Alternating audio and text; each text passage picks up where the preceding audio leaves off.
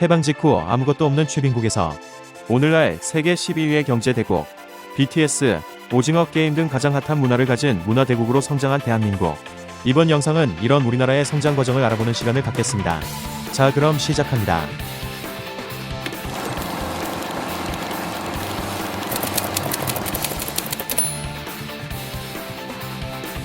1. 해방 후 1950년대 무상 원조 시대. 해방 직후 한국의 경제는 바닥이었습니다. 일제 치하에서 수탈만 당하고 해방이 되자 국내 일본인들은 돈을 들고 돌아가 버렸죠. 그나마 전기 공급 등 시설과 지하자원도 북한에 몰려 있었습니다. 이런 상황에서 한국 전쟁까지 터집니다.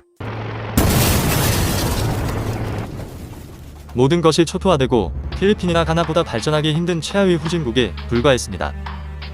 100년 안에 절대 일어설 수 없는 나라. 한국이 기댈 곳은 미국의 무상 원조밖에 없었습니다. 미국의 원조로 파괴된 시설을 복구하고 식료품, 의복, 의료품 등 생활 필수품을 얻었지요. 당시 설탕, 밀가루, 목면 등을 많이 원조 받았는데요. 이를 가공해 완전품을 생산하기 시작했답니다. 이들이 모두 흰색이라 삼백산업이라 불렸는데요. 이들 분야가 빠르게 성장하며 제일재단과 제일모직 등의 회사가 자리 잡게 됩니다. 이들이 이후 삼성그룹의 기반이 되죠. 한편 해방 직후 동동구리모를 만들던 라키 화학공업사가 화학소재 산업에 뛰어들고 한국 최초로 라디오를 만들며 금성사라는 이름으로 전자산업도 시작합니다. 이들이 오늘날의 LG그룹이고요. 현대 역시 해방 직후 자동차 정비소와 현대토건을 시작해 미래 대기업의 첫발을 내딛고 있었답니다. 2. 1960년대 월남 파병과 경공업 시대. 4.19 혁명으로 이승만 대통령이 하야하고 쿠데타가 일어나 군사정권이 들어섭니다. 이때 국가가 앞장서서 강력한 경제개발 계획을 추진하는데요. 당시 정부는 독일의 간호사와 광부를 파견해 약 14년간 매년 5천만 달러가 한국에 유입됩니다. 베트남 전쟁에 군인도 파병합니다. 그 대가로 경제개발에 필요한 기술과 차관을 지원받았죠. 또한 파월 장병들의 성금과 군수품 수출, 남베트남 건설 사업 참여 등이 이어져 10억 달러 정도를 확보하게 됩니다.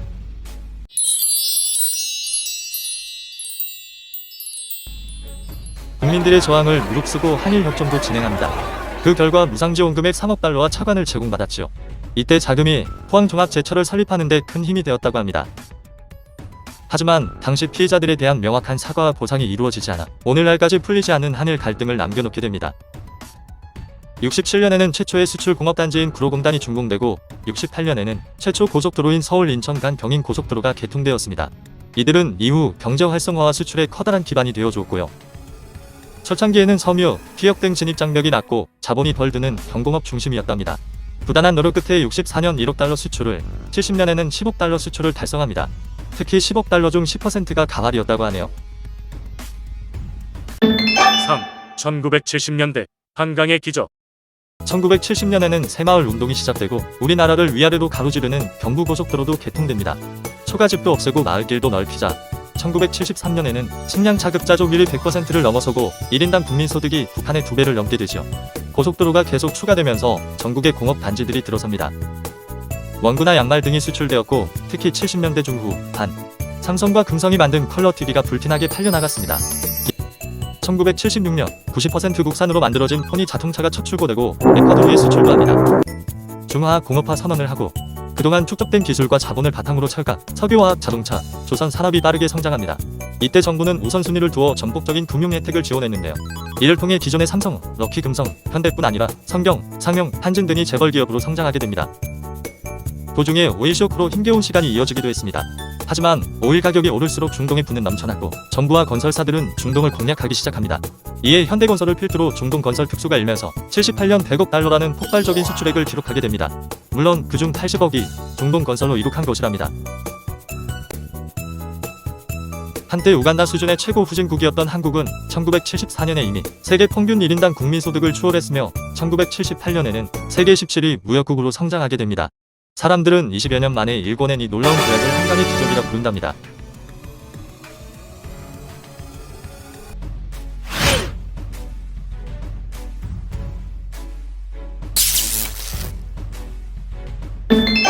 사. 1980년대 삼성의 도전과 삼저호황. 1980년대는 박정희 대통령이 서거하고 신군부가 들어섭니다. 신군부 정부는 그동안 방만해진 중화학공업을 통폐합하고 전자산업 육성에 공을 들입니다. 그 그 결과 각종 전자기술이 국산화되고 전자산업이 주력 수출 산업으로 발전하는 계기가 됩니다. 또한 전자교환기가 국산화에 성공하면서 세계 10번째로 독자적인 통신 산업 기술을 가진 나라가 되었는데요. 이는 이후 휴대인터넷 상용화 및 통신장비 수출국으로 발돋움하는 발판이 됩니다. 무엇보다 1983년 삼성은 주위의 걱정을 뿌리치고 반도체 사업에 뛰어듭니다. 그리고 도전 10개월 만에 64K D램을 자체적으로 개발 생산해내는데요. 이는 미국, 일본에 이어 세계 세 번째 메모리 반도체 개발이랍니다. 이때부터 반도체 최강국으로 가는 첫 발을 내디딘 것이라 할 수 있죠. 오일 쇼크 등으로 난항을 겪던 한국은 80년대 중반 이후 이른바 3저 호황을 누리게 됩니다. 여기서 3저란 저달러, 저금리, 저유가를 말하죠. 1985년 플라자 합의를 통해 달러 가치가 내리고 달러 가치가 내리자 각국이 저금리를 선호하게 됩니다. 이에 빌려온 외국 자본의 이자를 적게 낼 수 있었죠. 반면 엔화 가치가 올라가 한국이 일본보다 더 싸게 물건을 팔 수 있게 됩니다. 여기에 기름값까지 싸졌으니 더 적은 비용으로 더 많은 수익을 올리며 더 많은 물건을 팔게 되는 대호황을 맞게 됩니다. 1986년부터 1988년까지 매년 12%가 넘는 높은 성장률을 달성하며 단군 이래 최대 호황을 맞이하죠. 한편 88 올림픽을 준비하면서 내수 시장이 확대되고 올림픽 개최로 한국의 대외 이미지도 크게 상승합니다. 5. 1990년대 세계화와 IMF. 1987년 6.29 선언으로 민주화를 쟁취한 이후 노동자의 목소리가 높아지면서 임금이 급격히 올라갑니다. 이에 많은 기업들이 동남아시아 등 인건비가 싼 나라로 적극적인 해외 진출을 나서죠. 80년대에는 1175개이던 현지 해외 법인이 90년대에는 9343개나 늘어났습니다. 한편 과감하게 반도체 개발에 뛰어들었던 삼성은 세계 최초로 64메가 D램과 256메가 D램을 개발하면서 메모리 부분에서 세계 1위의 기술력과 시장 점유율을 확보합니다. 특히 256메가 D램 성공을 발표한 것은 우리나라가 주권을 빼앗겼던 경술 국치일인 8월 29일이었는데요. 그만큼 연구진은 일본을 이긴 기쁨을 선사하고 싶었다고 합니다. 실제로 이후 이 반도체 하나가 일본의 기술을 압도하며 일본과의 경제 격차를 줄여나가는 선봉장이 된답니다. 1994년은 수출 1천억 달러를 돌파한 해이기도 한데요. 당시 주력 상품은 반도체, 자동차, 선박, 과학, 전기전자 등의 중화학공업, 생선품이었죠. 이 중 반도체가 수출 품목 1위를 차지하였으며 단일 품목으로는 최초로 수출 100억 달러를 돌파하기도 했답니다. 1991년부터 국책연구과제로 지정되었던 CDMA 기술이 1996년 세계 최초로 상용화되면서 CDMA 휴대폰도 수출 상품으로 급부상했죠. 특히 93년 조선업에서도 그동안 1위를 굳건히 지켜오던 일본을 제치고 수주량에서 처음으로 세계 1위를 탈환합니다. 한편 1990년대는 공산 진영이 붕괴되고 세계가 하나의 시장으로 통합되는 시기이기도 합니다. 한국 역시 세계무역기구에 가입하고 무역과 자본시장의 문턱을 크게 낮추었죠. 1996년에는 소위 선진국 그룹이라 불리는 OECD의 회원국이 되기도 합니다. 이에 저금리에 해외 자본이 유입되고 기업들도 앞장서서 대출을 받아 여기저기 활발한 투자를 합니다. 대우는 대출로 해외 법인을 396개나 늘리고 미천이 없는 한보철강조차, 대통령, 아들 등의 뇌물을 주어 5조 원의 대출을 받기도 하죠. 종합금융회사들도 저금리의 단기 외채를 끌어와 동남아시아 등의 고금리의 장기 외채로 빌려주면서 이자 놀이를 했답니다. 하지만 성과가 빈약한 한보철강이 불어나자 자금 시장의 돈줄이 막히며 기아와 진로 같은 대형 기업까지 연쇄 부도에 휩싸입니다. 여기에 날벼락 같은 아시아 외환 위기까지 몰아칩니다. 빨리 갚아야 하는 단기 부채 상환은 금방 돌아오고 아시아 경제 자체의 불안을 느낀 외국 자본은 빠르게 달러를 떼가 버리죠. 이에 외환 보유고가 바닥나고 급기야 한국은 IMF에 구제 금융을 신청하게 됩니다. IMF는 지원 조건으로 금리 인상, 기업의 강력한 구조 조정, 노동시장의 유연화, 자본시장의 추가 개방을 요구했습니다. 그 과정에서 갑작스러운 금리 인상으로 대출 이자를 감당하지 못한 중상층들은 헐값에 집을 팔고 상당수가 몰락합니다. 이때 대우를 비롯한 16개 그룹이 공중 분해되어 버리고 은행과 금융사가 정리되죠. 대기업뿐만 아니라 중소기업까지 줄도산하며 많은 사람들이 실업자가 되거나 노숙자로 나앉게 됩니다. 그나마 한국은 금모으기 운동과 수출 급증, 기업의 부실 감사 방지 정책 등에 힘입어 빠르게 경기를 회복했고 3년 만에 가장 먼저 IMF 관리 체제에서 탈출하게 된답니다.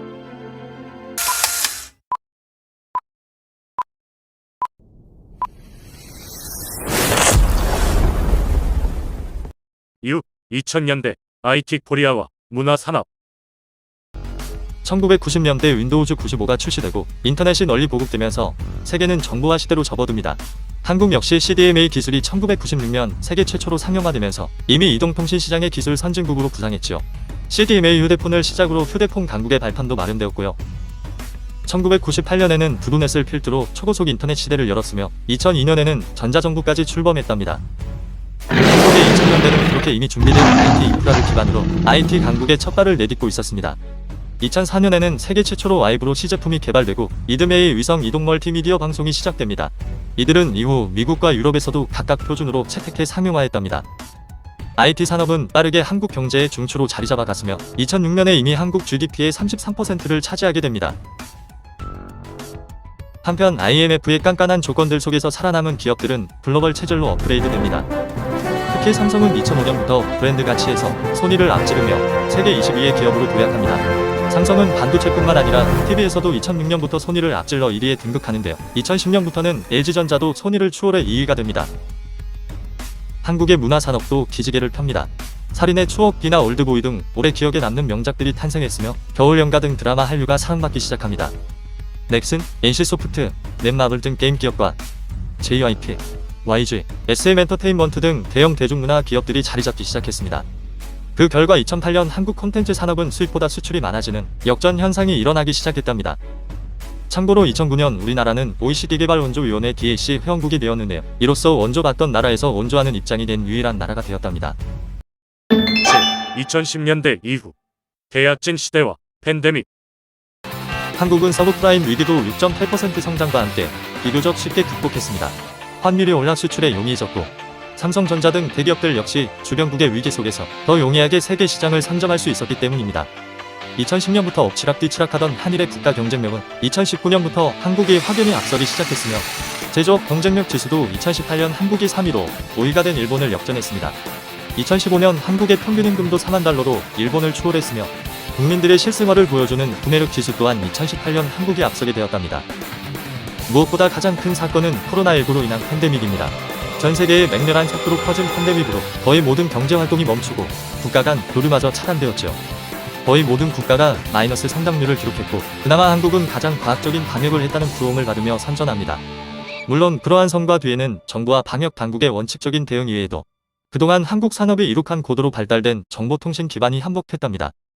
확진자 동선 추적에서 격리자 관리까지 모든 것이 스마트폰 하나로 시스템화되었으며 재난지원금 등 경제적 지원까지 완전 자동화된 전국 네트워크에 의해 일사천리로 이루어졌기 때문입니다. 이러한 정보통신 기반은 한국 문화산업에도 적지 않은 영향을 미쳤는데요. 그 대표적인 것이 방탄소년단의 대중적 인기입니다.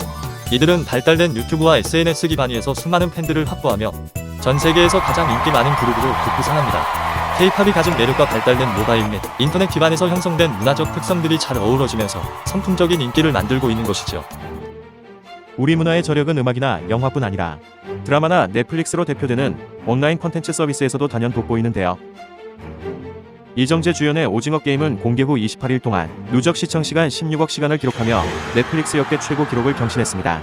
이후로도 오징어 게임의 흥행은 계속되어 역대 다른 히트작이 감히 넘볼 수 없는 수준에 이르렀고 달고나 만들기나 무궁화꽃이 피었습니다 등 한국 전통놀이까지 전 세계적인 인기를 끌었지요.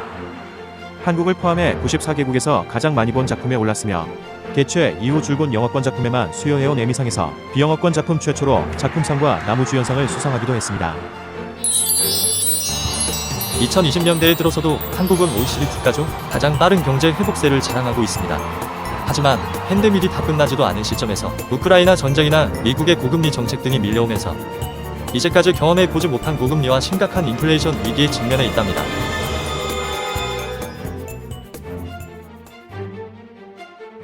이상으로 한국의 역동적인 성장 과정을 살펴보았습니다. 많은 도움이 되셨는지요?